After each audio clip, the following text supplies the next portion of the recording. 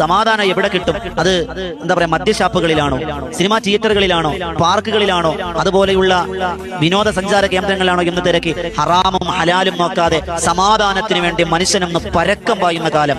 എന്നാൽ അള്ളാഹുവിന്റെ റസൂൽ പറഞ്ഞു, ഈ ദുആ നിങ്ങൾ പതിവാക്കിയാൽ മാനസിക ഡിപ്രഷൻ, ടെൻഷനുകൾ, സമാധാനം അള്ളാഹു നിന്റെ കൽവിലേക്ക് ഇട്ടുതന്ന് ഡിപ്രഷനുകളും ടെൻഷനുകളും ബേജാറുകളും ആവലാദികളും വേവലാദികളും എല്ലാം അള്ളാഹു ദൂരീകരിക്കും. മനസ്സ് റിലാക്സ് ആകാൻ, നമുക്ക് ടെൻഷൻ കുറയാൻ ഈ ദുആ വലിയ നേട്ടമാണ് എന്ന് അള്ളാഹുവിന്റെ പ്രവാചകൻ നബിയുനാ മുഹമ്മദ് മുസ്തഫ സ്വല്ലല്ലാഹു അലൈഹി വസല്ലം. അതുപോലെ രാവിലെ നിധികളിൽപ്പെട്ട നിധിയാണെന്ന് നബി തങ്ങൾ പറഞ്ഞ, പരലോകത്തിലെ നിധിയിലുംപ്പെട്ട നിധിയാണെന്ന് നബി തങ്ങൾ പറഞ്ഞ അത്ഭുതത്തിന്റെ പ്രാർത്ഥന എന്നറിയോ? അതാണ് സ്ക്രീനിൽ കാണുന്നത്. നോക്കിക്കോളേ. ബിസ്മില്ലാഹിർ റഹ്മാനിർ റഹീം.